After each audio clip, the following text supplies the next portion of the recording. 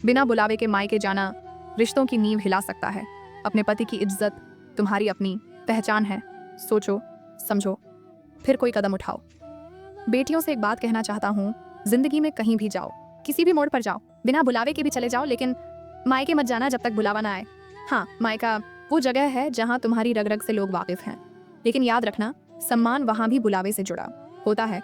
अगर सिर्फ तुम्हें बुलाया गया है और तुम्हारे पति को नहीं, तो वहाँ कदम रखने से पहले 100 बार सोच लेना, क्योंकि शादी के बाद तुम सिर्फ एक बेटी नहीं रह जाती हो, तुम एक परिवार की प्रतिष्ठा बन जाती हो। आजकल की भागती दौड़ती जिंदगी में कुछ लड़कियां अपनी मासूमियत में, या यूं कहो अपनी नासमझी में, अपने ही पति की कमियां मायके में खोल कर रख देती हैं।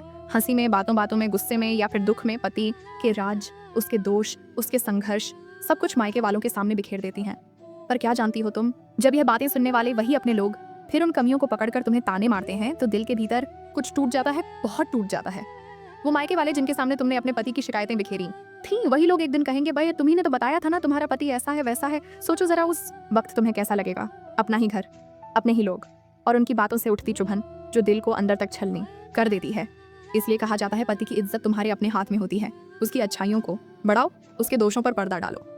समझदारी इसी में है कि जो बातें घर की हैं वो घर के भीतर ही रहें। अपनी निजी जिंदगी का तमाशा मत बनाओ। कभी गलती से भी ऐसा ना हो कि बाहर की दुनिया तुम्हारे रिश्ते का मजाक बनाए। याद रखना, रिश्ते सिर्फ मोहब्बत से नहीं, सम्मान से चलते हैं। अगर कभी पति से नाराजगी हो भी जाए तो उसे अपनों के सामने भी छोटा मत करो, क्योंकि तुम चाहे लाख बातें कर लो, आखिर में लौटकर तुम्हें उसी के साथ जीना है, उसी के साथ हंसना है, रोना है, उसी के कंधे पर सिर रखकर अपने दर्द को बांटना है।